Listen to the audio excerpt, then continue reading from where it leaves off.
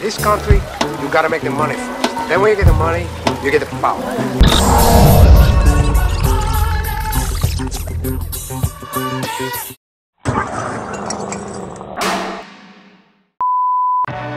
What's going on? WHOATV, Mousah MMA, coming into my humble abode. Put it to him.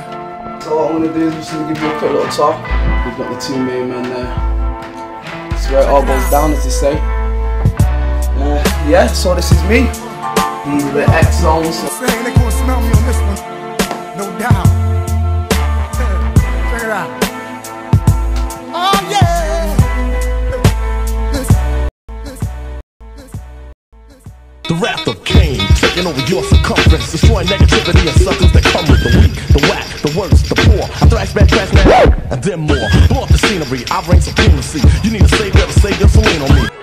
You know me, I've always got something to say, Anna. The numero, #1 negro. Spit with that mega flow, vex blood, let it go. Man tried this, now their number is 00. Price on your head, every wedge and a couple lows. Look, yo, this is rap, not road. If you're full of big chat, need to back that, bro. I'm a black hole, swallow your whole soul. Oh no.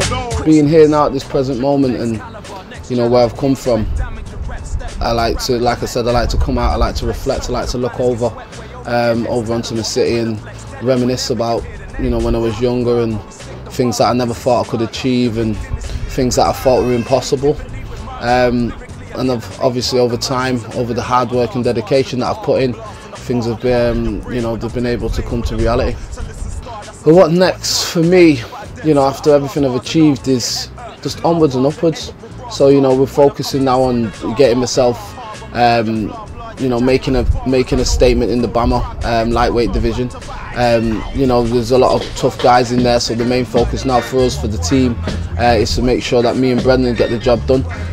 Get in there, take control of the BAMMA lightweight division, control that whole roster in my division. A lot of people won't get no supper tonight. A lot of people going to suffer tonight. Cause the battle is getting harder in this iration. It's Armageddon. A lot of people won't get no justice tonight. So a lot of people going to have to stand up and fight. But remember to praise Jehovah. For me, I want to fight Mark. I think he's a worthy opponent. I think, you know, he's got a lot of credentials running behind him at the moment. Obviously, he's got the belt, so that's another reason. But the thing with Mark was, you know, when we were set to fight, I didn't have no issue whatsoever with Mark. I seen an interview of Mark's, and he was asking, he was talking, he was saying, they asked him a question about me, about the upcoming fight that we had. And he was just saying, look, I asked for a high level opponent, and they gave me Kane Mousah. Who's Kane Mousah? So from there, you know, it was a bit of disrespect when the guy's he didn't even know me. So from there, I just took it as a disrespect. Anyone that disrespects me, then, you know, I have no respect for them in that sense. So then that's where it started, and that's where the rivalry began. He's had some shit fights, I'd say. Nothing interesting. He ain't beating nobody good, but he's talking like he's had millions of fights. I'm just here. Yeah, if he has his debut fight, he wins. Ready? Yeah, the situation with me and Mark Diakese is one of them where, you know, we both have to, we're both competitive guys. You know, he's at a high level, I'm at a high level. I feel like, you know, it's definitely a fight that the fans want to see, a fight that everybody wants to see. You know, I'm excited for the fight myself. I know for a fact he's got this title defence. You know, I'm confident that he'll win, which I hope he does, because then it stands him in good stead. Because if he doesn't win, then obviously it's only the belt that I'm after. But you know, I'm confident he will win. But yeah, me and Mark, it's a fight that's got to happen. The fans want to see it. I want to see it. So yeah, even my mum wants to see it. So if Helen Mousah wants to see it, it's something that's got to happen. To just put it that way. You know, my mum dealt with you know, raising me and my little sister on her own. She dealt with it well. You know, there was times when, you know, I used to get in trouble, and you know, my mum would let me know that if it happened again, then you know I'd have her to answer to, and she was someone that I didn't want to answer to. Let's just put it straight like that. a lot of backhanders I used to give him, and just a lot of shouting. Because I'm a bit strong myself, so I handled him. I could handle him myself. Yeah, that's true. She could handle me. I used to get in trouble, and I would have probably preferred to have a dad at that time, because the way the way my mum dealt with me when I was in trouble, you didn't want to be me at that time. I'll tell you that now. She's like, obviously, you know what mums are. My mum's my #1 fan, so you know, Kane can't ever do wrong in mummy's eyes. Sit, Kaiser, sit down. He's getting old now, isn't he? He's about 8. He's 3/4 pit bull, and 1/4 Johnson bulldog.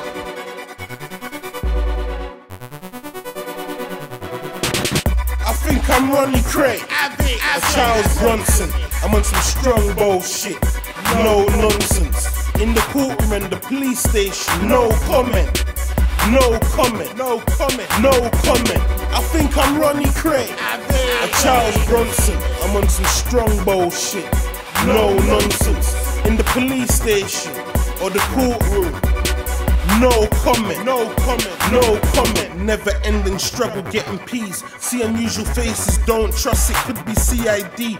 Wise words from my older G who told me it's a crime to be broke and quiet mouths don't eat. That's why I'm up and down on every fucking known street. Never going broke again. Hold the skeng, rock and roll and men get more than the nosebleed. Gunshot and soft drink to blows beat. Desperation takes away the cold feet. You know, when I was younger, I was surrounded by a lot of guys who, you know, who were caught up in a bit of a gang culture. In the early 90s in Manchester, there was a strong, prominent gang culture that was happening. And as a youngster, I was caught up in that. When I moved to Fallowfield, things were really intense at one point. I had a lot of peers who were caught up in gang activity, and they were people that I looked up to at that time, and it was just the culture. You know, I got caught up in it. You know, like anything, if I get involved in something, I want to give it 150%. So I ended up putting myself in the deep end. That sometimes I did some things that I wouldn't, you know, I was young. I put it down to being young. I think I was a different person then to who I am now. And it was just one of them things that in Manchester everybody knows. You know, we've got the tag of Gunchester, and at the time it was serious. It was a real culture. Certain things I did in the past led me to, you know, fall on the wrong side of the law. And there was an incident where, you know, I was in possession of a firearm. I was found in possession of a firearm. Not me personally, but it was in a vehicle. I was in a vehicle and there was a firearm found. From there, I ended up getting a custodial sentence, which was 9 years. Served half of your sentence that time there. So 2009, after I got back off The Ultimate Fighter, when I went to audition for The Ultimate Fighter, I was put in prison for 4.5 years. It was a tough time, and it was a tough time in my life. It was a time when, you know, I had everything going for me.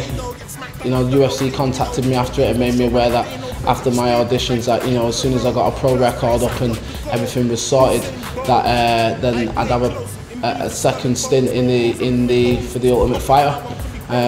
So I then got some professional fights booked.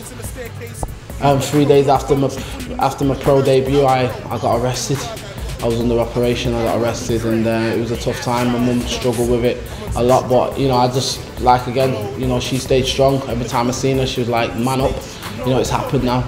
You know, just deal with the situation and make sure it doesn't happen again. Stay focused." So throughout that prison sentence, I just stayed focused on my training and made sure that my body was in good shape. I was always hungry to grapple with big guys, stronger guys who were renowned in prisons. I was in different prison establishments, so there was guys in there that were really big, really strong, and I was always the one that wanted to try myself against them and prove myself against them. So it was something that I did throughout my prison sentence, and that's why I was able to get back on the wagon as soon as I was released. I can get back, you know. Since I've been out, I'm undefeated, you know, and that's the way it's going to stay. I've come out, and like I said, I was in prison, and not once did I ever submit to anybody mentally or physically, and that's a winning fighting spirit that I carry all the way through. So it's the same way, you know, there's guys in the cage who I'm going to meet, they might be more technical, but believe me, mentally aggressive and mentally strong. They're nowhere near as some of the people that I had to deal with when I was in lockdown. So yeah, I'm ready for any of these guys. My goal is more important than anything now. To be successful or be known as a great fighter is something that I'm hungry to do. So as you can see, as you will see, we're in here grinding it out. And you know, it's that hunger for success. Like again, I'll refer back to the Conor McGregor situation.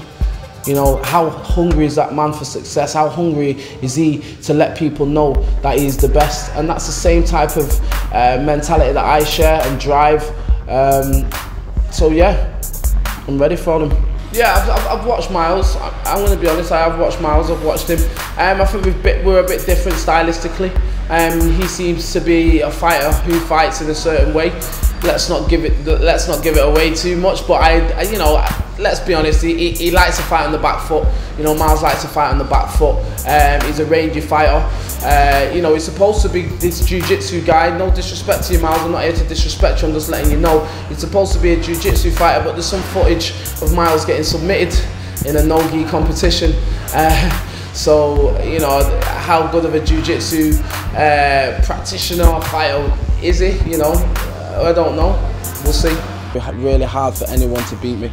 You know, I spar with high-level guys. No one doesn't put me away. No one's ever put me away. No one's ever shut me up. No one's ever shut me down. And I've sparred with some of the best fighters in Europe. So listen, Myles, you need to be 150% focused. Don't be slipping, don't be messing around, because I'm telling you now, I'm taking this thing serious and I'm coming for you. There's no way that you're going to beat me in Ireland, 150%. Believe me, Myles, it's just confidence. You know, when you're fully confident in the fact that you're a winner, that's more than anything. I'm confident in the fact that I'm a natural born winner. This country, you gotta make the money first. Then when you get the money, you get the power.